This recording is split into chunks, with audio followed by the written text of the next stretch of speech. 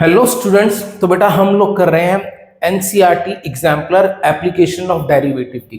तो last class में हमने क्या किया था, इसके एमसीक्यूज और इसके वेरी शॉर्ट क्वेश्चंस डिस्कस किए थे। तो आज करते हैं इसके शॉर्ट क्वेश्चंस डिस्कस। तो भैया शुरू करते हैं आज का पहला क्वेश्चन। बेटा आपको बता दूं, टफ बिल्कुल नहीं है, आपने एओडी पढ़ रखा है, बस उसके कॉन्सेप्ट लगा दो, आंसर आके ही रहेगा और अपनी कैलकुलेशन ठीक रखना। देखो एक क्वेश्चन करते हैं, पहले क्वेश्चन समझते हैं। Show that for a greater than equal to 1 fx is decreasing in r। मतलब ये जो ये हमेशा डिक्रीजिंग फंक्शन होगा कब, जब a की value greater than equal to 1 है, ये मुझे शो करना है। तो ठीक है भैया, कोई दिक्कत नहीं है। सॉल्यूशन भाई, ये fx है, मैंने इसका डेरिवेटिव कर दिया f डैश x। कितना आ जाएगा, √3 cos x। cos का होता है माइनस साइन x, तो ये प्लस हो जाएगा, और -2ax का हो जाएगा -2a। समझ गए। अब एक काम करते हैं, since fx is decreasing, fx क्या है, एक डिक्रीजिंग फंक्शन है। कैसा फंक्शन है यार, डिक्रीजिंग फंक्शन।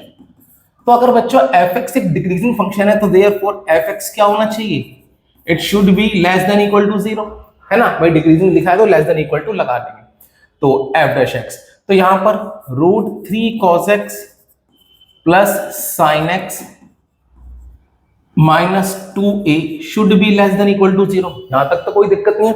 अब ये चीज ना आपने बहुत बार सॉल्व की है, 11th ट्रिगो में भी किया, 11th लिमिट में भी किया, आई थिंक डेरिवेटिव में भी किया। क्या करना है, इस 2a को इधर ले जाओ, देखो शायद आपको दिखाई दे। बेटा ये याद रखना, ये जब भी कभी दिखाई दे तो ये चीज √3 cos x plus sine x या cos प्लस साइन हो तो हमेशा क्या करना होता है, √3 का स्क्वायर, 1 का स्क्वायर कितना हो गया 1, 3 + 1 4, 4 का स्क्वायर √2, तो 2 से इसको डिवाइड कर दो, 2 से मल्टीप्लाई कर दो। ये बेटा अगर आपने लिमिट्स पढ़ी हैं, डेरिवेटिव्स पढ़े हैं, तो उसमें ये क्वेश्चन है। इस 2 से ये 2 कैंसिल हो जाएगा, और यहां पर ध्यान से देखो, ये बन जाएगा, मैंने साइन को पहले लिखा sin x, और ये बन जाएगा cos π/3 बन गया, और ये बन जाएगा cos x, और ये हो जाएगा sin π/3। ठीक है। देखो बेटा कुछ भी ऐसी चीज नहीं है जो हमने अभी तक नहीं पढ़ी। sin a + b की आइडेंटिटी बन गई, sin a + b is less than equal to a। अब आपको रेंज पता है क्या है, आपको रेंज पता है क्या है, आपको रेंज, साइन की रेंज क्या पता है, -1 से लेके 1, हम सभी को पता है। देखो ऐसे क्वेश्चनों में ज्यादातर ये साइन की रेंज का बहुत यूज हो रहा है ना। अब जो a जो है वो इस साइन से बड़ा या बराबर होना चाहिए, तो सीधी सी बात है, जो a है वो it should be greater than equal to 1, तभी तो ये पॉसिबल है। a इससे बड़ा होना चाहिए, इससे, और इसकी रेंज क्या है, -1 से 1। तो अब since a is greater than equal to sin x plus π/3, तो therefore from first and second we observe a should be greater than equal to 1, hence prove. यही प्रूव करना था यार, कुछ टफ लगा इसमें यार, कुछ भी टफ नहीं था, बस साइन की रेंज पता होनी चाहिए जो नॉर्मली बच्चों को पता होती है। ठीक है, आसान क्वेश्चन था भाई। ए इससे बड़ा कब होगा, जब ए क्या होगा, 1 या 1 से बड़ा। बात समझ में आ गई सबको, अच्छे से आ गई। चलो ठीक है, नेक्स्ट अगला क्वेश्चन। अरे कितना आसान क्वेश्चन है, ऐसा क्वेश्चन एनसीईआरटी मिसलेनियस में भी है। देखो बच्चों, क्वेश्चन पढ़ो और अपना कॉन्सेप्ट लगाओ। fx दे रखा है, शो करना है ये एक इंक्रीजिंग फंक्शन है इस इंटरवल में। अब ऐसे क्वेश्चन की मैं आपको एक ट्रिक बता दूं, 0 से π/4 में क्या बड़ा होता है, cos और sin में cos बड़ा होता है, और π/4 से π/2 में क्या बड़ा होता है, sin बड़ा होता है। तो ध्यान से देखो, ये शो करना है ये इंक्रीजिंग है, पहले इसका डेरिवेटिव करते हैं, f dash x tan inverse sin x। ओहो मैं देखो मैं क्या डेरिवेटिव कर रहा हूं, देखो भैया देखो, ये टीचर हूं मैं। tan इनवर्स x का हो जाएगा 1/1 + x² into derivative of fx। बच्चों sin x का हो जाएगा cos x, और cos x का हो जाएगा -sin x। तो ध्यान से देखिए, हमारे पास f डैश x कितना आ गया बच्चे, हमारे पास f डैश x आ गया cos x -sin x upon 1 + sin x + cos x की होल स्क्वायर। ये आ गया बच्चों, ये हमारे पास क्या आ गया, f डैश x आ गया। अब सिंस व्हेन x किससे बिलोंग कर रहे हैं, व्हेन x बिलोंग्स टू 0 से π/4। जब x 0 से π/4 में बिलोंग करेगा तो आपको पता है क्या होगा, it implies that cos x will be greater then sin x, ये हमने पढ़ा है।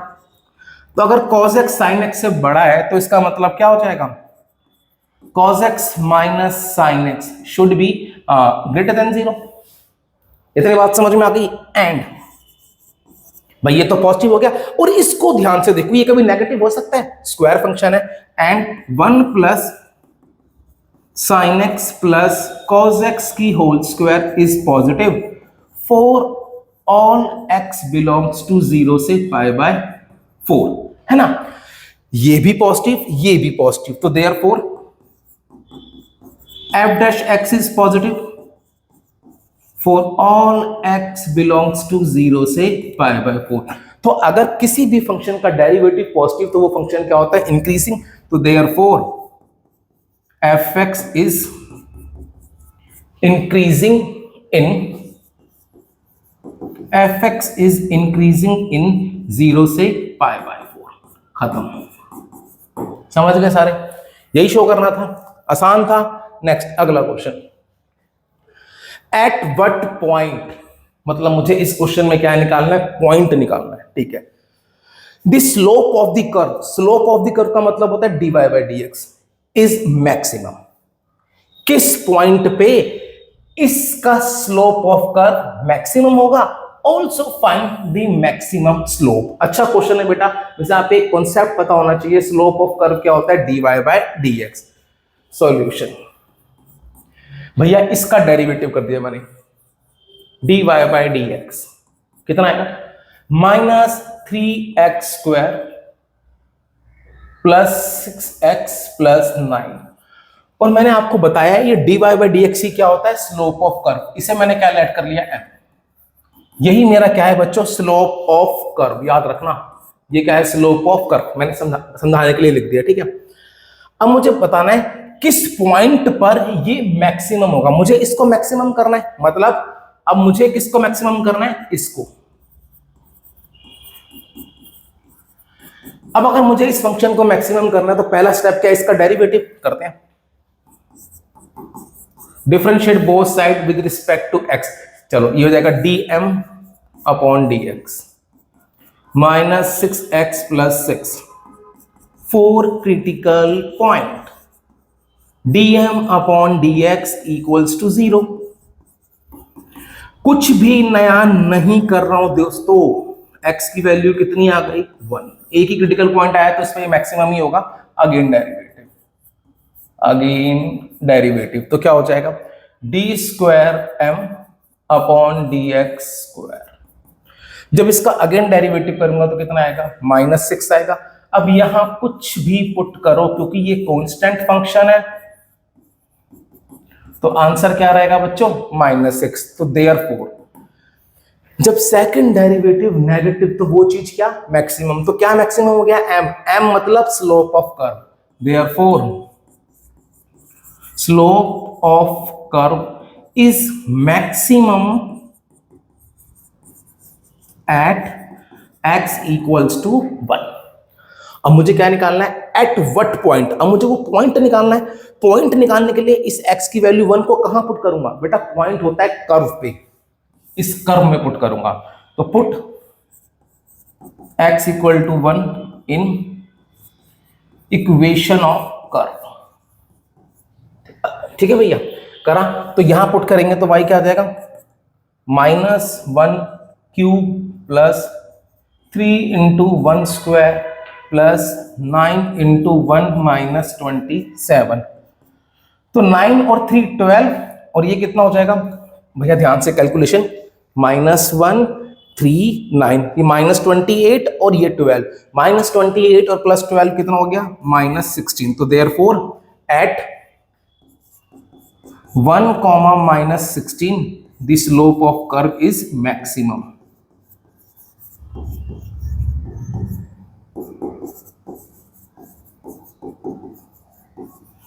सारे समझ गए, पक्का।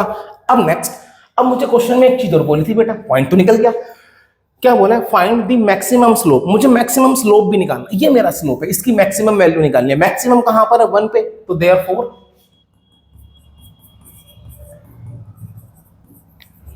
मैक्सिमम स्लोप इक्वल्स टू होगा, यहां पर x की जगह 1 डाल दो, -3 into 1 square plus 6 into 1 plus 9, तो ये हो जाएगा 9 प्लस 6 15 माइनस 3 12, और मैक्सिमम स्लोप कितना है बच्चों, 12।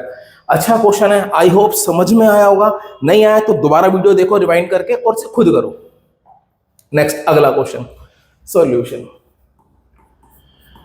Prove that fx has maximum value at x equal to π/6। Question समझ में आ गया, मुझे प्रूव करना है π/6 पे इसकी मैक्सिमम वैल्यू होगी, मतलब π/6 क्या है, पॉइंट ऑफ मैक्सिमा। अब ये कैसे प्रूव करूंगा, मैं फर्स्ट डेरिवेटिव करूंगा, सेकंड डेरिवेटिव करूंगा और ये दिखा दूंगा सेकंड डेरिवेटिव π/6 पे क्या है, नेगेटिव। चलो f' करते हैं, कितना आ गया, cos x minus √3 sin x कर दिया। अब ऐसे क्रिटिकल पॉइंट निकालने की जरूरत नहीं है, निकालोगे तो भी यही आएगा, ठीक है। अब करेंगे अगेन डेरिवेटिव, पर पहले दिखा दो कि क्रिटिकल पॉइंट है या नहीं। क्रिटिकल पॉइंट यही आना चाहिए बच्चों, अगर ये क्रिटिकल पॉइंट नहीं आया तो ये पॉइंट ऑफ मैक्सिमा नहीं होगा। 4 क्रिटिकल पॉइंट ये निकालना जरूरी है। ओहो, cos x minus √3 sin x equals to 0, cos x is equal to √3 sin x, sine नीचे आएगा, cos x upon sin x। बच्चों क्या टफ है इसमें, कुछ भी टफ नहीं है, आप लोग डर जाते हो बस। cot x is equal to √3, cot की वैल्यू √3 कहां पर होती है बेटा, cot की वैल्यू √3 होती है π/6 पे। हाँ एक बात तो प्रूव होगी, π/6 क्या है, क्रिटिकल पॉइंट। क्रिटिकल पॉइंट है तो अब ये पॉइंट ऑफ मैक्सिमम और पॉइंट ऑफ मिनिमा हो सकता है।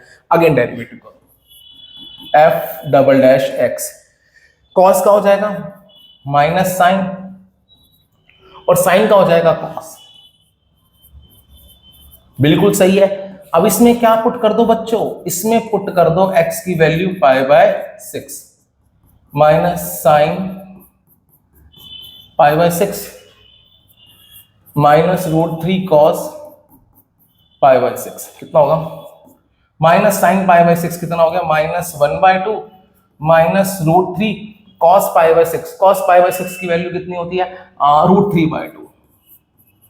खैर ये भी नेगेटिव, ये भी नेगेटिव, तो ये ओवरऑल क्या हो गया, नेगेटिव हो गया। अब अगर सेकंड डेरिवेटिव नेगेटिव तो उसका मतलब क्या हो गया, therefore x equal to π/6 is a point of local maxima.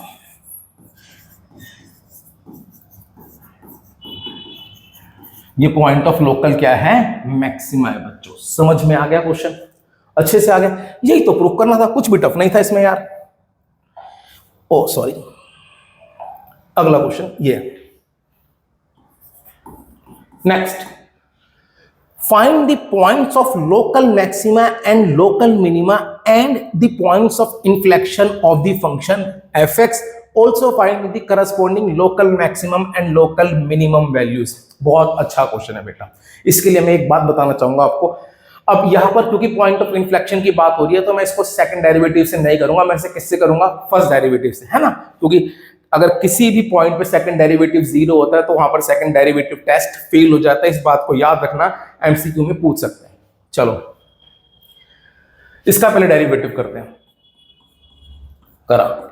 इसका डेरिवेटिव आएगा 5x की पावर 4 माइनस 20x की पावर 3 प्लस 15x स्क्वायर। ये बच्चों इसका डेरिवेटिव आ गया, ठीक है। अब करते हैं critical point, 4 critical point, 5x की power 4 minus 20x cube plus 15x square equals to 0। अब इसके बाद x स्क्वायर कॉमन निकालो, क्या बचेगा, 5x स्क्वायर। अच्छा 5 भी तो कॉमन आ रहा है भैया, तो 5 भी निकालो, 5x स्क्वायर, यहां बचेगा x स्क्वायर, यहां बचेगा, और सॉरी x स्क्वायर बचेगा ना भाई, यहां बचेगा माइनस 5x।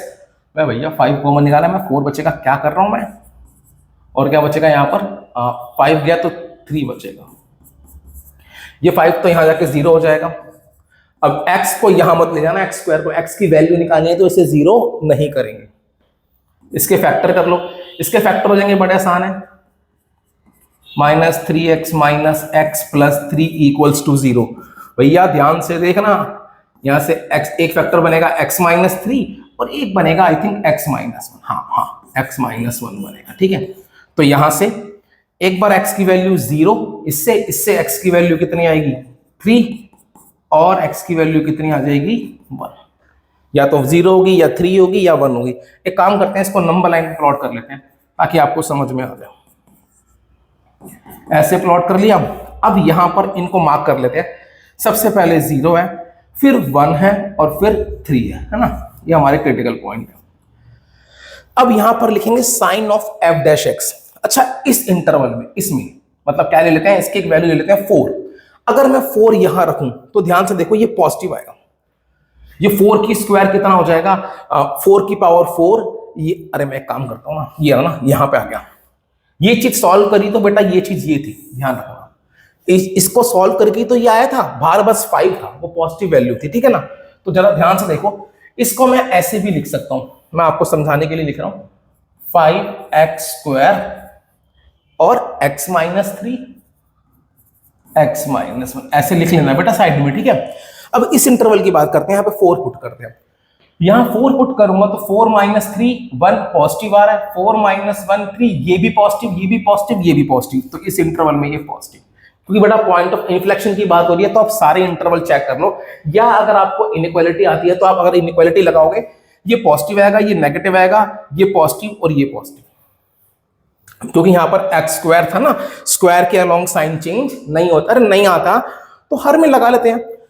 इसके बीच का पॉइंट ले लो 1.5, पॉजिटिव 1.5 रखूंगा तो ये क्या होगा नेगेटिव, और ये क्या होगा पॉजिटिव, तो पॉजिटिव नेगेटिव पॉजिटिव, तो ये ओवरऑल क्या हो गया नेगेटिव। अच्छा, यहां पर ना एफ डैश एक्स लिखना, ऐसे मत लिखना,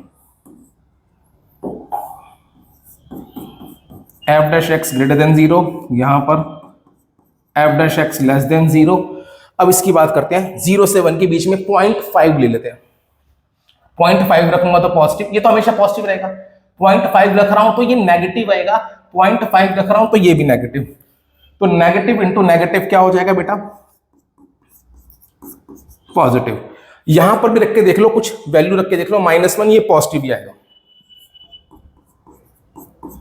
दिखा देता हूं, -1 रखो तो ये भी नेगेटिव, -1 रखोगे तो -1 -2, ये भी नेगेटिव, ये भी नेगेटिव, ये तो पॉजिटिव है, तो नेगेटिव नेगेटिव क्या हो जाएगा पॉजिटिव। समझ गए बेटा, साइन निकालना तो हमने सीखे हैं। अब एक बात ध्यान से देखो, हमने सीखा था वो क्रिटिकल पॉइंट जिसके अलोंग एफ डैश एक्स का साइन चेंज नहीं होता, वो होता है पॉइंट ऑफ इन्फ्लेक्शन। ध्यान से देखो, 0 को, 0 के लेफ्ट में भी एफ डैश एक्स पॉजिटिव है, 0 के राइट में भी क्या है एफ डैश एक्स पॉजिटिव, तो यहां पे एक लाइन लिखूंगा, since f dash x does not change its sign as we move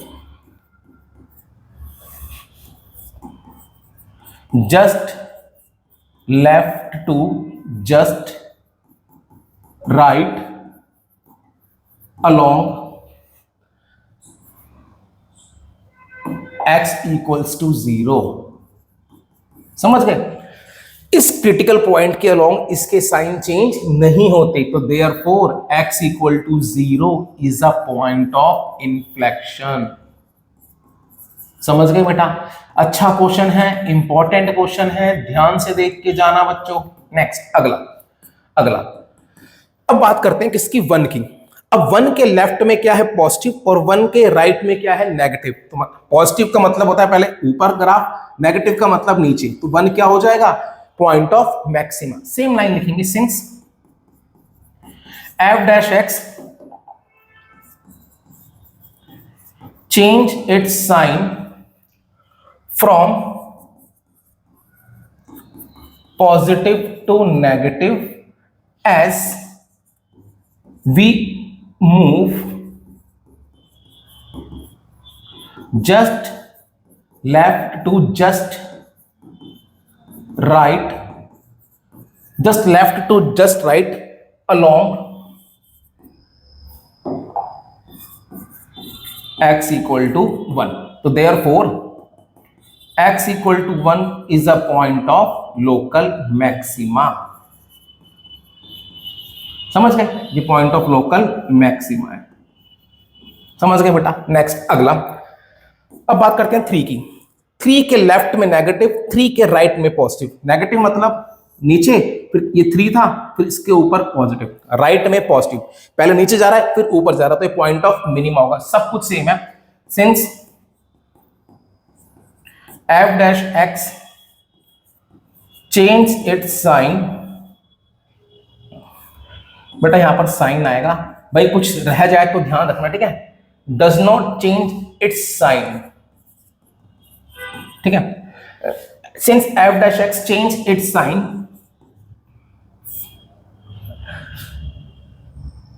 from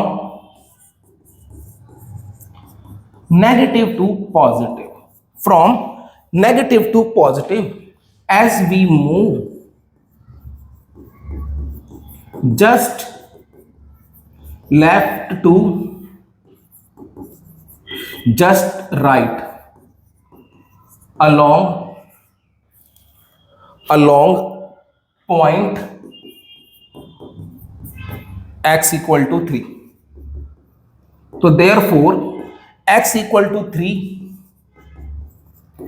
is a point of local minima. समझ गए, नेगेटिव से पॉजिटिव की तरफ। अब मुझे क्या निकालनी है, मैक्सिमम और मिनिमम वैल्यू। तो ठीक है, निकाल देते हैं भैया मैक्सिमम और मिनिमम वैल्यू। इसको थोड़ा सा छोटा करते हैं ताकि आपको समझ में आ जाए। चलो मैं यहां पे कर रहा हूं बेटा।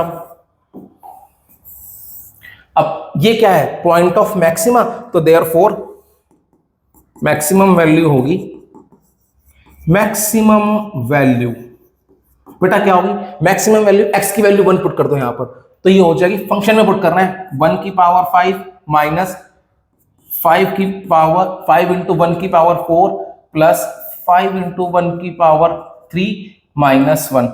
तो ध्यान से देखो, 1 से तो 1 कैंसिल हो जाएगा क्योंकि ये 1 रहेगा, और ये 5 से 5 कैंसिल, तो आंसर इसका आएगा 0। मैक्सिमम वैल्यू 0 है। अब चेक करते हैं मिनिमम वैल्यू। देखो बच्चों, बहुत अच्छा क्वेश्चन है, टफ बिल्कुल नहीं है, बस थोड़ा सा लेंथी है। 3 क्या है, पॉइंट ऑफ मिनिमा है, तो यहां 3 पुट करो, 3 की पावर 5 माइनस, बस कैलकुलेशन मेरी ध्यान रखना भैया, गलत हो तो प्लीज कमेंट कर देना, 3 माइनस 1। बस मेनली बेटा तरीका सीखो, कॉन्सेप्ट सीखो, ठीक है बेटा। हो सकता है कैलकुलेशन मेरे से भी गलत हो जाए, मेरी सिली मिस्टेक तो माफ हो जाएगी, बट आपकी नहीं होगी, ध्यान रख लेना। 3 की पावर 5, 3 3 जा 9, 3 जा 27, 3 जा 81, 3 जा 243। 3 की power 4, 81 into 5, 81 into 5 405, 27 into 5, 27 into 5 कितना होता है, 5 7 दा 35, 3 5 2 जा 10 और 3 135, यही होता ना, 25 पंजे, हाँ सही है, और माइनस 1। इसको सॉल्व करो, पहले इन दोनों को प्लस कर लो, 243 प्लस 135, 243 प्लस 135, इनका आंसर आएगा 873, 378, माइनस 405 और माइनस 1 कितना आ गया, माइनस 406। तो ध्यान से देखो, यहां से कितना बचेगा, 22 प्लस 6, ये 22 प्लस 6 कितना बचेगा, माइनस 28 है ना, 16, तो 16 माइनस 8 बचेगा। उसके बाद इधर आएगा 9 माइनस 7, हाँ 2 माइनस 28 आएगा। ये मिनिमम वैल्यू आ गई बच्चों, ये मैक्सिमम वैल्यू आ गई। क्वेश्चन देखा बेटा, बहुत अच्छा क्वेश्चन है, बहुत इंपॉर्टेंट भी है और आसान भी है, बस इसमें फर्स्ट डेरिवेटिव टेस्ट से करना था इसको। नेक्स्ट, अरे कितना प्यारा क्वेश्चन है और बेटा कितनी बारी एग्जाम में आया हुआ है भाई। एक बार काम करो, वीडियो पॉज करो और खुद ट्राई करो, ठीक है। चलो फटाफट से करो वीडियो पॉज करके।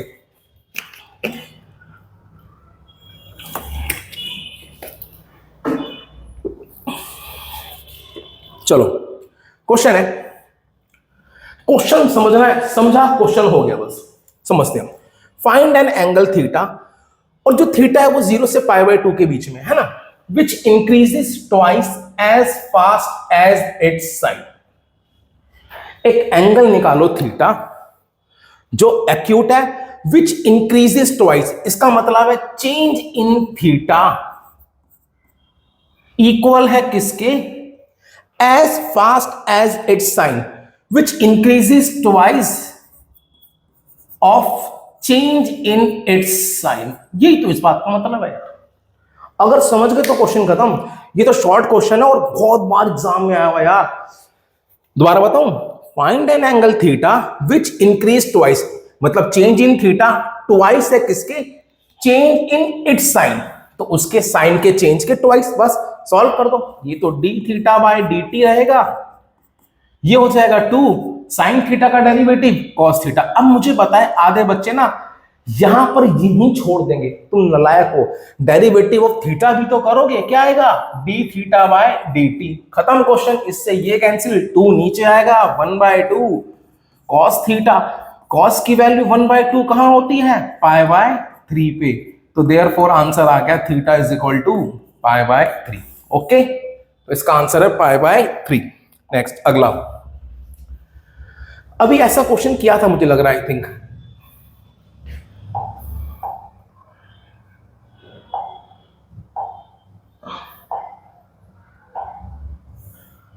ये ना,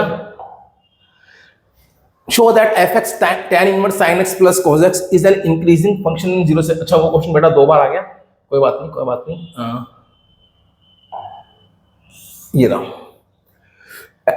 इज एन इंक्रीजिंग फंक्शन 0 से π/4, सेम क्वेश्चन है, तो इसको भैया स्किप करते हैं, आपको अभी कर लिया था क्वेश्चन ये वाला। तो नेक्स्ट अगला क्वेश्चन ये है, सॉल्यूशन। सॉल्यूशन चलो, क्या कहते हैं, क्या कहते हैं, अ spherical ball of salt is dissolving in water in such a manner. Question समझ में आ गया भाई, एक बॉल है सॉल्ट की है और वो पानी में डिसॉल्व हो रही है, ठीक है, in such a manner that the rate of decrease of the volume, rate of decrease of the volume किसकी बात कर रहा है, चेंज इन वॉल्यूम की बात कर रहा है ना यार, at any instant is proportional to the surface. बात आ रही है प्रोपोर्शनल की, तो साइन ऑफ प्रोपोर्शनलिटी, और किसके प्रोपोर्शनल है, इसके सरफेस की। मैं मान लेता हूं इसकी रेडियस क्या है, आर, बेटा एग्जाम में लिखना, let r be the radius, s be the surface and v be the volume. जितने भी वेरिएबल यूज करोगे उनको यहां डिफाइन करोगे, डिफाइन नहीं किया तो मार्क्स नहीं मिलेंगे, पहले बता रहा हूं। चलो, ये मुझे गिवन है, क्या प्रूव करना है, prove the radius is decreasing at a constant rate, मतलब जो चेंज इन रेडियस है ना वो क्या है, एक कांस्टेंट है, ठीक है। चलो करते हैं, चेंज इन रेडियस क्या है, कांस्टेंट है। दोबारा करते हैं, क्वेश्चन समझ में आ गया। A spherical ball of salt is dissolving in water in such a manner that the rate of decrease of the volume at any instant is proportional to the surface, ये given है। Prove that the radius is decreasing at a constant rate, तो prove करो जो radius decrease हो रही है वो एक कांस्टेंट रेट से डिक्रीज हो रही है। अब बच्चों मैं आपको एक बात बता रहा हूं, यहां पर एक आप छोटी सी गलती कर सकते हो। आपको पता है इसको हटाने के लिए कोई ना कोई कांस्टेंट लगा देते हैं, और आप ये लगा दोगे, आपको लगेगा सही है, बट ये गलत है। यहां पर लगाना है विद माइनस साइन, क्यों, क्योंकि जो वॉल्यूम है वो डिसॉल्व हो रही है, तो इसकी वॉल्यूम घट रही है ना बेटा, पानी में डिसॉल्व हो रही है तो इसकी वॉल्यूम घट रही है, घट रही है तो क्या लगेगा, माइनस के साइन लगेगा, माइनस का साइन लगेगा कांस्टेंट के साथ। तो यहां पर लिख देते हैं सिंस वॉल्यूम इज डिक्रीजिंग, ताकि आपको याद रहे, समझ गए। अब प्रूफ क्या करना है कि जो रेडियस है वो एक कांस्टेंट रेट से डिक्रीज हो रही है। तो देखो बेटा अब क्या करेंगे यहां पर, चलो नाउ वॉल्यूम का फॉर्मूला क्या होता है बेटा, वॉल्यूम का फॉर्मूला होता है 4/3 पाई आर क्यू, सबको पता है, ये बात सबको पता है। अब differentiate both side with respect to t करते हैं, तो क्या होगा, dv by D t, 4/3 pi r cube का हो जाएगा 3r² dr बाई dt, 3 से 3 कैंसिल, ठीक है। dv बाई dt किसके इक्वल है, माइनस के एस के इक्वल है। यहां पे क्या बच गया 4 पाई आर स्क्वायर, और यहां पे क्या बच गया D r by D T. और आपको पता होगा एस क्या है, एस है सरफेस एरिया ऑफ स्फीयर। क्या होता है 4 pi r square is equal to 4 pi r square d r by D t. तो इससे ये कैंसिल हो गया। तो ध्यान से देखो D r by D T किसके इक्वल आया, माइनस के, और के क्या है कांस्टेंट। तो therefore radius is decreasing at a constant rate, hence proved. Therefore radius is decreasing at a constant rate के, एट अ कांस्टेंट रेट के। चलो यूनिट पर सेकंड लगा देना। चलो नेक्स्ट अगला क्वेश्चन। ओहो, एक और ऐसा क्वेश्चन आया, पढ़ोगे समझ जाओगे तो क्वेश्चन हो जाएगा। क्वेश्चन है if the area of a circle increases at a uniform rate. क्या मतलब है, एक सर्कल का एरिया है वो एक यूनिफॉर्म रेट से बढ़ रहा है। तो अगर मैं इस बात को लिखूं, इस बात सर्कल है, शेप कैसी है सर्कल, इसका जो एरिया है वो किसी यूनिफॉर्म रेट से बढ़ रहा है, मतलब कांस्टेंट है। चलो the area of a circle increases at a uniform rate, then prove that perimeter varies inversely as the radius. तो प्रूव करना है चेंज इन पेरीमीटर किसके इक्वल है, इनवर्स ऑफ, वेरीज करता है इनवर्स ऑफ रेडियस, मतलब चेंज इन पेरीमीटर किसके प्रोपोर्शनल है, इनवर्स ऑफ रेडियस। चलो मतलब रेडियस बढ़ेगी तो पेरीमीटर घटेगा, ये प्रूव करना है। कैसे करना है वो देखो, prove that perimeter varies inversely. चलो बिल्कुल सही है, करते हैं भैया। अच्छा, एरिया ऑफ सर्कल का फॉर्मूला क्या होता है, pi r square. Differentiate both side with respect to t, d A by D t कितना आ गया 2 pi r d r by D t. ये कितना है k upon 2 pi r is equal to d r by D t. इतनी बात समझ में आ गई सबको। अब लेते हैं इसका पेरीमीटर। इसका पेरीमीटर क्या होता है 2 पाई आर, पेरीमीटर बोलो या सर्कमफ्रेंस बोलो, बात सही है। Differentiate both side with respect to t, d P by D t. 2 pi r कितना हो जाएगा d r by D t. तो d P by D t 2 pi d r by D t कितना है के अपॉन 2 पाई आर।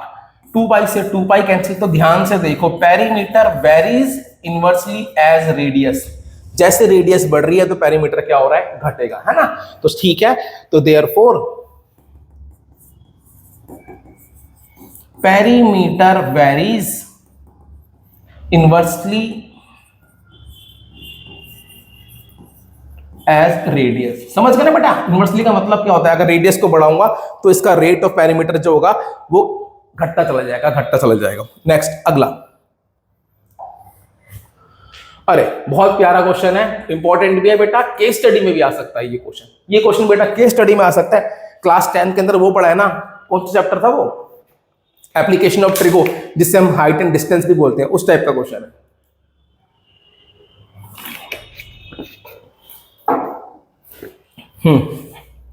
चलो भाई solution, पहले figure बनाते हैं। A kite is moving horizontally at a height of 151.5 metre. अब ये पतंग है, ये हॉरिजॉन्टली मूव कर रही है, बिल्कुल सही है। If the speed of kite is 10 metre per second, ये जो मूव कर रही है ना, इसके मूव करने की स्पीड है 10 मीटर पर सेकेंड। चलो how fast is the string being let out. अब ये पतंग है तो उससे कोई ना कोई उड़ा रहा होगा, सपोज करो मैं उड़ा रहा हूं पतंग को। How fast is the string being let out, तो बताओ कितनी स्पीड से इसकी ये स्ट्रिंग निकलेगी, मतलब चेंज इन दिस डिस्टेंस निकालना है, ठीक है। When the kite is 250 metre away from the boy who is flying, और यहां से लेके यहां तक की दूरी कितनी है, पतंग की बच्चे से दूरी कितनी है 250 metre, okay. Who is flying the kite, the height of the boy is 1.5 metre, और इसकी जो हाइट है वो कितनी है 1.5 1.5 मीटर। ठीक है, तो आपको बताइए 1.5 है तो ये भी कितना होगा 1.5, तो यहां से लेके यहां तक का डिस्टेंस हो जाएगा कितना 150 मीटर। ये मान लो पतंग है ए, ये बी, ये सी, समझ गए। मुझे कुछ और भी गिवन है क्या? बस मुझे कुछ और नहीं गिवन ना। A kite is moving horizontally at a height of this. If the speed of the kite is 10 meter per second, how fast is the string being let out when the kite is 250 meter away from the boys? अच्छा बेटा मैं मान लेता हूं ये distance को मैं x मान लेता हूं, इसको बेटा y मान लेता हूं, ये तो कांस्टेंट ही है ना, और इसे मैं क्या मान लेता हूं, नहीं ये कांस्टेंट है ना बेटा, सॉरी, इसे बेटा मान लेता हूं x, इसे बेटा मान लेता हूं कितना y मान लेता हूं, समझ गए, क्योंकि भैया ये निकल रही है ना when the kite is 250 metre away from the, ठीक है, और a kite is moving horizontally at a height, ये हाइट फिक्स है, ये वाली जो हाइट है बच्चों ये क्या है फिक्स, समझ गए।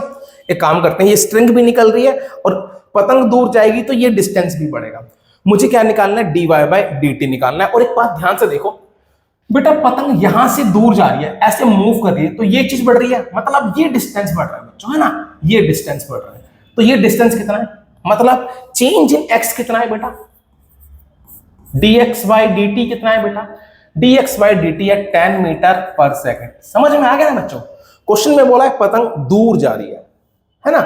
एक बार मैं इस फिगर को दोबारा बनाऊं ताकि आपको तुम्हें अच्छे से समझ में आए, बहुत सारे मैंने चीजें लिख दी हैं, क्वेश्चन पढ़ के जो समझ में आया वो क्या समझ में आया, ये पतंग थी, ये एक बॉय है, ये इसको देख रहा है, ठीक है, ये पूरी हाइट कितनी थी, ये पूरी हाइट थी 151.5, ये थी 1.5 क्योंकि बॉय की हाइट 1.5 थी, तो ये कितनी हो जाएगी 150 हो जाएगी, और ये 250 मीटर स्पीड थी, मतलब ये कांस्टेंट नहीं है, अभी इसको मैं x y लेता हूं, इसे मैं x ले लेता हूं, और ये जो पतंग दूर जा रही है, दूर ये जा रही है, इसकी स्पीड कितनी है 10 मीटर पर सेकंड, तो ये दूर जा रही है तो ये x बढ़ रहा है, चेंज इन x कितना है, मुझे निकालना क्या है चेंज इन y, कि कितनी स्पीड से स्ट्रिंग बाहर आ रही है, समझ गए। अब कब, जब when y कितना हो, when y is 250 मीटर और y गिवन है कितना, ये एक्चुअली में क्वेश्चन है, हमें क्वेश्चन समझ में आ गया, ठीक है, समझ में आ गया क्वेश्चन। अब क्या करते हैं, यहां पर सीधा सीधा लगाते हैं पाइथागोरस, लगाओ भैया, since y square is equal to क्या होगा x स्क्वायर प्लस 150 की स्क्वायर। अच्छा ठीक है, देखो बेटा मैंने एक चीज देख ली, ये भी मीटर में है, सब कुछ मीटर में है, तो कोई दिक्कत नहीं है अभी, तो ये हो जाएगा, इसका डेरिवेटिव कर दिया तो क्या हो जाएगा 2y dy/dt, ये differentiate both side with respect to t है, 2x dx/dt, और इसका डेरिवेटिव हो जाएगा 0, ठीक है बच्चों, 2 से 2 कैंसिल होगा और y नीचे जाएगा, तो dy/dt कितना आ गया x/y इंटू dx/dt। ध्यान से देखो, इसे मैं फर्स्ट मान लेता हूं, मेरे को y पता है कितना है 250, मेरे को dx/dt पता है, मेरे को x नहीं पता, तो कोई दिक्कत नहीं है, हम x निकाल लेते हैं, when y is equal to 250, तो यहां डाल दो तो क्या हो जाएगा, therefore 250 की स्क्वायर, या मैं इसको कन्वर्ट कर सकता था ना बेटा, यहां से किसको x को अंडर, चलो मैं यहां कर देता हूं, कोई दिक्कत नहीं है, 250 की स्क्वायर किसकी इक्वल हो जाएगा x स्क्वायर प्लस 150 की स्क्वायर, ये हो जाएगा 62500, ये हो जाएगा, क्वेश्चन बेटा आसान है, बस समझना था, ये इधर आके माइनस होगा तो ये आ जाएगा 4 कितना हो जाएगा 0000 x स्क्वायर, ये आएगा ना 625 0050, हाँ 4 आ गया। अब यहां से अगर मैं निकालूंगा तो ये कितना आ जाएगा, ये आ जाएगा इसका स्क्वायर रूट, तो 4000, इसका आ जाएगा 200, तो x की वैल्यू कितनी आ गई 200, तो यहां पुट कर दो, पुट इन फर्स्ट करो भाई, dy/dt, x कितना है मेरे पास 200, y कितना है 250 और dx/dt कितना है 10, बस समझना था और कुछ नहीं था बेटा इस क्वेश्चन में, 10 से 10 कैंसिल, ये हो जाएगा 25, 8 जा, तो therefore dy by dt is equal to कितना 8 मीटर पर सेकेंड। तो therefore string is getting out at 8 metre per second. मतलब ये 8 मीटर पर सेकेंड की स्पीड से बाहर निकल रही है जब हवा इसको कितनी स्पीड से धकेल रही है, 10 मीटर पर सेकेंड की स्पीड से धकेल रही है। बहुत अच्छा क्वेश्चन था, ठीक है, बट आई एमसीक्यू और केस स्टडी में भी आ सकता है। नेक्स्ट अगला क्वेश्चन सॉल्यूशन। चलो अगला क्वेश्चन है, two men A and B starts with velocity v at the same time from the junction of two roads inclined at 45 degree। अच्छा भाई दो रोड है, ये दो रोड है, मैंने कुछ ज्यादा बड़े बना लिए, ठीक है। Two man A and B, एक ए है एक बी है, ठीक है। ये एक दो स्टार्ट्स विद वेलोसिटी v, दोनों की वेलोसिटी v है at the same time from the junction of two roads at inclined at 45 degree, समझ गए, to each other if they travel by different roads, दोनों अलग अलग रोड से जा रहे हैं, find the rate at which they are being separated। मतलब समझ लो कितनी स्पीड से ये डिस्टेंस बढ़ रहा है, मुझे ये निकालना है, ये वाला डिस्टेंस, समझ गए ना। इसे मैं मान लेता हूं y, मुझे कितनी स्पीड से, भाई ये दोनों दूर जा रहे हैं तो y भी तो बढ़ रहा है, तो मुझे निकालना है कितनी स्पीड से y बढ़ रहा है। जब आपको एक चीज गिवन है, इन दोनों की वेलोसिटी दी है, वेलोसिटी मतलब होता है change in distance upon change in time. मान लो ये डिस्टेंस x है, तो इसका भी dx अपॉन dt, इसकी भी जाने की स्पीड कितनी है v। बटा ये बात याद रखना वेलोसिटी में इस क्वेश्चन में, ठीक है ना। थोड़ा सा कॉमर्स वाले बच्चों को दिक्कत हो सकती है। सेम चीज इसकी भी यही है कि दोनों सेम होंगे, हमेशा कैसा ट्रायंगल होगा, इक्विलेटरल होगा, समझ गए। तो dy बाई dt निकालना है, बहुत आसान क्वेश्चन है, बस इसमें एक ट्रिक है, वो जरा देख लो। मैं इसको फिगर को दोबारा बना रहा हूं, तो आपको समझ में आ गया। यहां बना लेते हैं,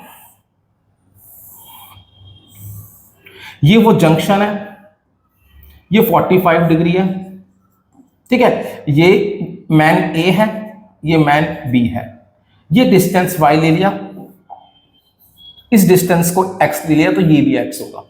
अब मुझे निकालना क्या है, dy बाई dt निकालना है। तो मुझे क्या गिवन है यहाँ पर, एक मुझे गिवन है dx बाई dt, कितना गिवन है बेटा, v गिवन है ना।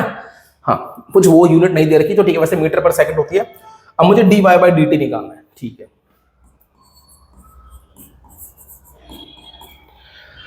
बेटा ये ना ध्यान से देखो बच्चों, ये आइसोसेलेस ट्रायंगल है, ये दोनों इक्वल है, तो यहां से डालो इसमें परपेंडिकुलर डालोगे, तो ये वाला जो एंगल है, ये एंगल होगा 22.5 डिग्री, समझ गए, बिल्कुल सही है सर।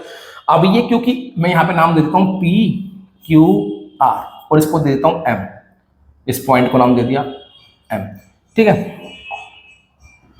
चलो ये पूरा y था, तो ये कितना हो जाएगा, y/2 हो जाएगा, समझ गए सारे। ये क्या हो जाएगा, y/2।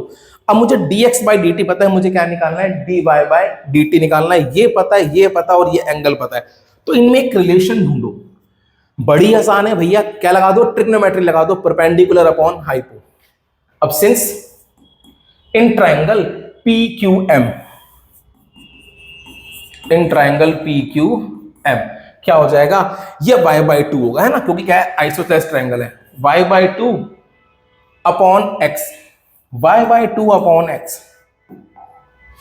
y/2 upon x, perpendicular upon hypo, perpendicular upon hypo होता है साइन थीटा, और ये थीटा कितना है, 22 राइट 1/2 डिग्री, समझ गए। चलो एक काम करते हैं, इसको ऊपर ले जाते हैं ताकि आसान पड़े।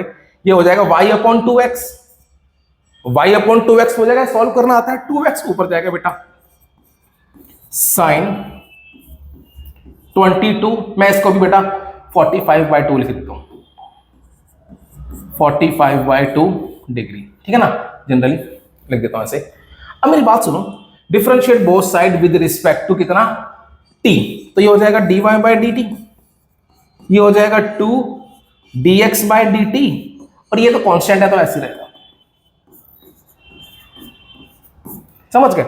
अब मेरी बात सुनो, मुझे dx बाई dt पता है, बट मुझे ये नहीं पता, बट हम निकाल सकते हैं। एक ये क्वेश्चन थोड़ा ध्यान रखना, एक फॉर्मूला पढ़ा था हमने, साइन थीटा बाई 2, ये क्या होता है? 1 माइनस कॉस थीटा अपॉन 2 के इक्वल होता है, ये हमने पढ़ा है, सॉल्व कर लो, ये आएगा बेटा, है ना? तो अब ध्यान से देखो, 2 dx बाई dt कितना है मेरे पास? v, इसकी जगह मैं क्या लिख सकता हूं? 1 माइनस कॉस, ये थीटा बाई 2 था तो यहां पर थीटा था, थीटा बाई 2 मतलब 45 बाई 2 है, तो यहां पर क्या होगा? 45 होगा अपॉन 2। सॉल्व कर दो, आपका आंसर आ जाएगा। cos 45 की वैल्यू होती है, cos 45 की वैल्यू होती है बच्चों 1 बाय रूट 2। तो इस जगह 2v 1 बाय रूट 2 अपॉन 2। अब ध्यान से देखो, 2v, इसका जब मैं एलसीएम लूंगा तो क्या बन जाएगा? Root 2 minus 1 upon 2 root 2। इसे अब रैशनलाइज कर दो, ये root 2 minus 1 upon 2 root 2 into root 2 upon root 2, नीचे बच जाएगा 4, 4 से क्या बाहर आ जाएगा? 2, अंदर क्या बच गया? Root 2 into root 2, 2 minus root 2, 2 से 2 कैंसिल, आंसर आ गया 2 माइनस रूट 2 v। तो dy बाई डी टी किसके इक्वल आ गया? 2 माइनस रूट 2 v। ठीक है बेटा, अच्छा क्वेश्चन था, ध्यान से करना। नेक्स्ट, अगला क्वेश्चन,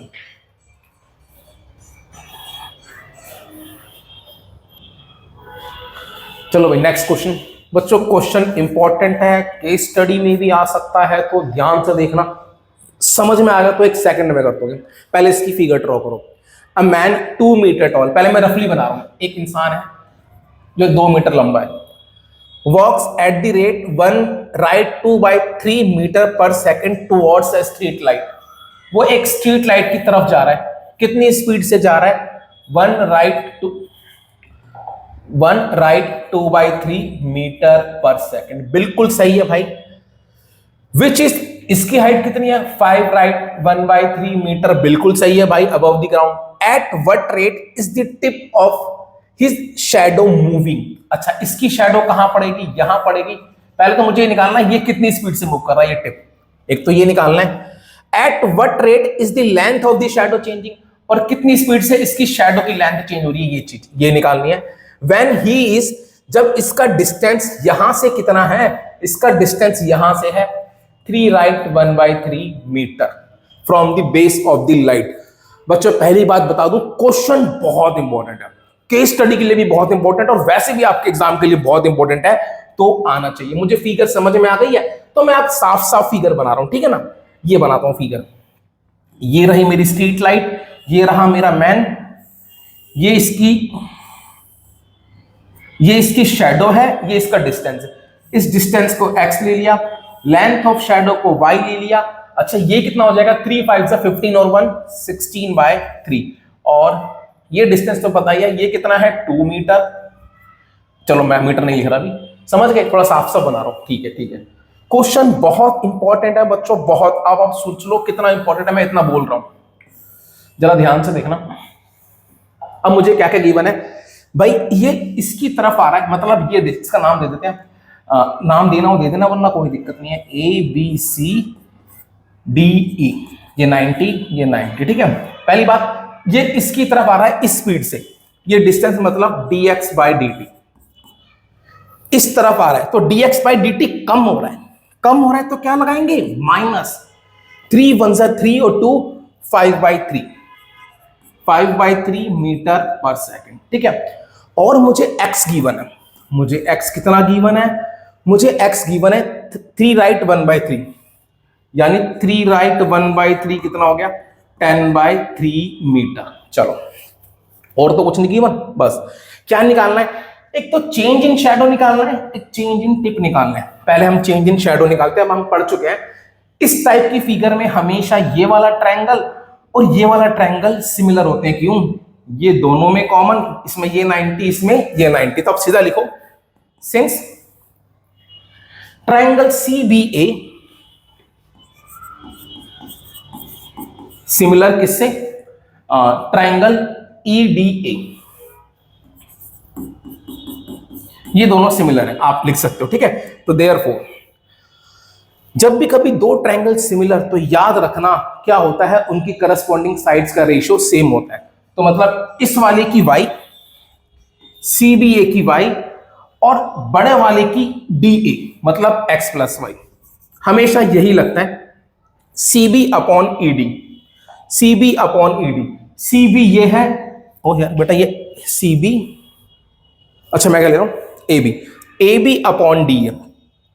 AB y है तो DA कितना है, x प्लस वाई। वैसे भी याद रख लो, दिस अपॉन ये पूरा आएगा is equal to this upon ये दिस आएगा। ये हमें सिमिलैरिटी में पढ़ा है, जब भी कभी दो ट्रायंगल सिमिलर तो उनकी करस्पॉन्डिंग साइड्स का रेशियो सेम होता है। अब इससे कैंसिल करो, ये कैंसिल होकर क्या बचेगा, 8 बचेगा, ये ऊपर जाएगा तो क्या बच गया, y upon x plus y is equal to 3/8। समझ गए, इसे मल्टीप्लाई कर लो, ये हो जाएगा 8y is equal to 3x plus 3y, इधर आके minus 5y is equal to 3x। Differentiate both side with respect to t, 5 dy by dt कितना आ गया, 3 dx बाय dt आ गया। अब 5 dy by dt, 3 dx by dt कितना है, minus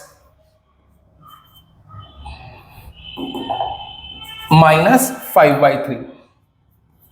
चलो इससे तो ये कैंसिल बच्चों, है ना, और 5 से 5 कैंसिल, तो dy बाय dt कितना आ गया, -1। ठीक है, एक बात तो ये समझ में आ गई, चेंज इन शैडो कितना आ गया, -1 मीटर पर सेकंड, मतलब 1 मीटर पर सेकंड शैडो डिक्रीज हो गया। अब अगला पार्ट इसने क्या बोला था कि इसकी टिप कितनी स्पीड से चेंज हो रही है। अब एक चीज देखो, टिप वाला कैसे निकालेंगे, टिप वाला कैसे निकालेंगे बेटा, देखो टिप मतलब ये चीज, अगर बात करें इस पॉइंट की, तो ये जो पॉइंट है ये इस पूरी लाइन का पार्ट है, तो जितना इस पूरी लाइन में चेंज हो रहा होगा ना, उतना ही क्या हो रहा होगा, इस टिप में चेंज हो रहा होगा। भाई जितना इस कंबाइंड लाइन में चेंज होगा ना, उतना ही इस टिप में चेंज होगा। तो आपने क्या निकालना है, चेंज इन दिस निकालना है, AD। अब लेट कर लेते हैं AD को L, let AD is equal to L, तो देयरफॉर L कितना हो गया, x प्लस वाई। आपने चेंज इन L निकालना है, जितना इस पूरी लाइन में चेंज कंबाइंड चेंज होगा, उतना ही इस A में चेंज होगा, उतना ही इसकी टिप में चेंज होगा। तो differentiate both side with respect to t, dl by dt, ये आ गया dx by dt plus dy by dt। अब dx बाय dt कितना था, -5/3, और dy बाय dt कितना था, -1/3। इनको कंबाइन करूंगा, -6/3 कितना, -2। तो लिखेंगे, तो देयरफॉर क्या हो जाएगा, क्या हो जाएगा, ये length of shadow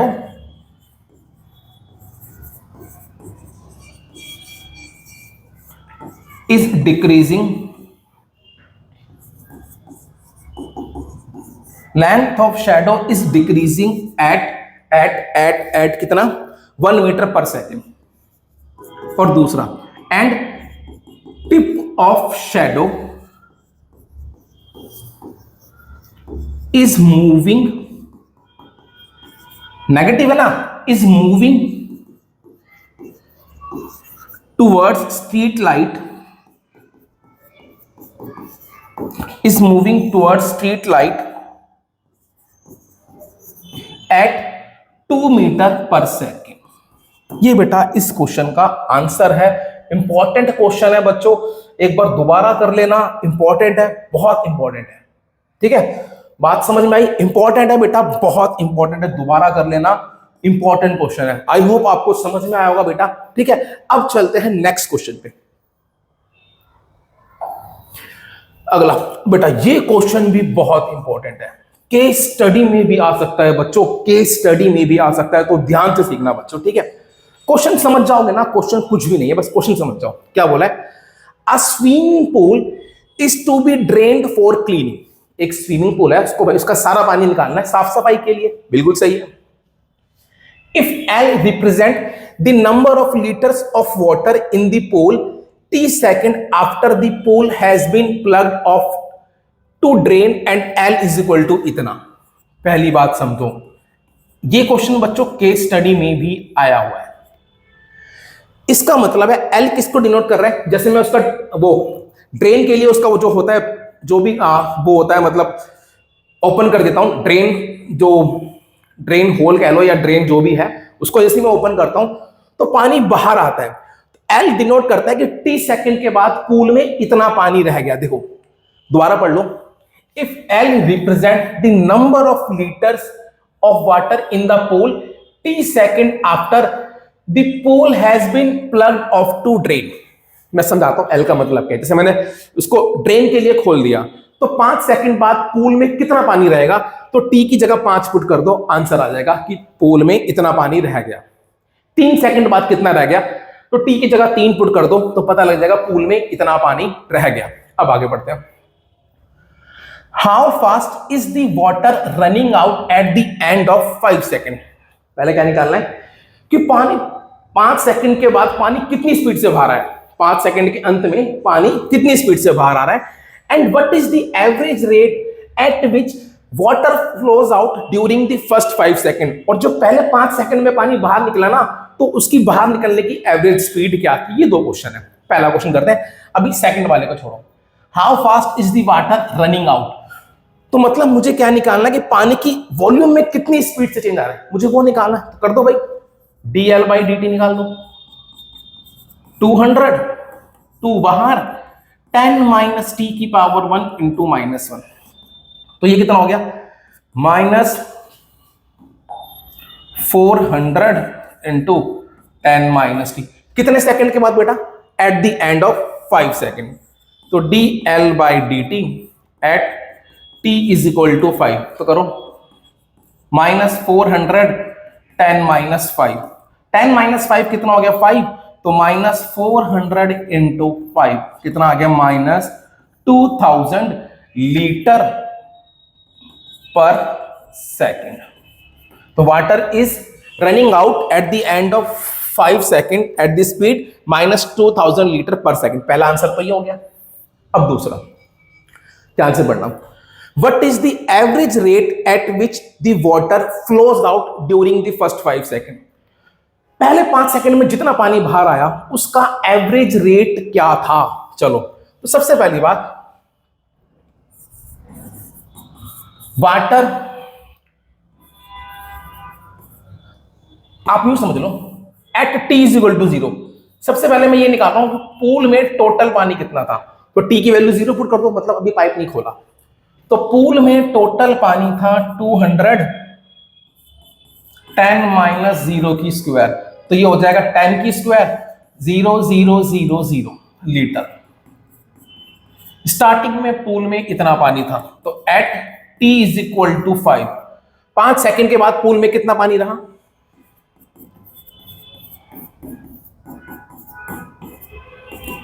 $200 10 minus 5 5 5 5 25 25 to 50 कितना बटा 5000।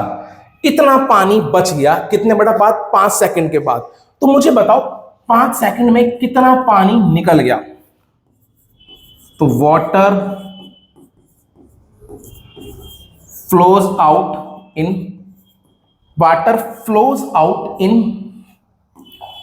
5 सेकेंड्स।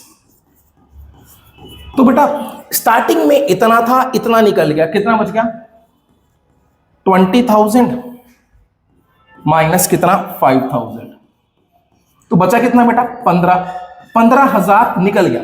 20,000 था, 5,000 बचा, कितना निकल गया 15,000 निकल गया। ठीक है, इतना पानी निकल गया। 20,000 माइनस 15,000 सॉरी माइनस 5,000 कितना बच गया, इतना पानी पहले 5 सेकंड में बाहर निकल गया। तो मुझे बताना एवरेज रेट कितना रहा। तो therefore average rate in first 5 seconds, तो पहले 5 सेकेंड्स में कितना एवरेज रेट रहा, इतना निकल गया। 5 सेकंड में डिवाइड करोगे तो कितना आएगा 3000 मीटर पर सेकंड। समझ गए। तो average rate in first 5 second इतना, और ये क्या था water is running out at -2000 litre पर सेकेंड, ऐसे करके। ठीक है भाई, बात सबको समझ में आ गई, अच्छे से आ गई। तो बेटा आज मैंने तुम्हें इतने क्वेश्चंस कराए हैं, बाकी अभी इसके और क्वेश्चंस हैं वो करेंगे नेक्स्ट क्लास में। ये सारे क्वेश्चन बेटा अच्छे से करना, अगर कम समझ में आए तो दोबारा करना, दोबारा लेक्चर देखना। और बेटा समझ में आ रहा हो ना, प्लीज सब कुछ समझ में आ रहा हो तो लेक्चर में कमेंट जरूर करना, ताकि मुझे भी बूस्ट अप मिले और मैं इस टाइप की वीडियोस बनाता रहूं। Bye, thank you.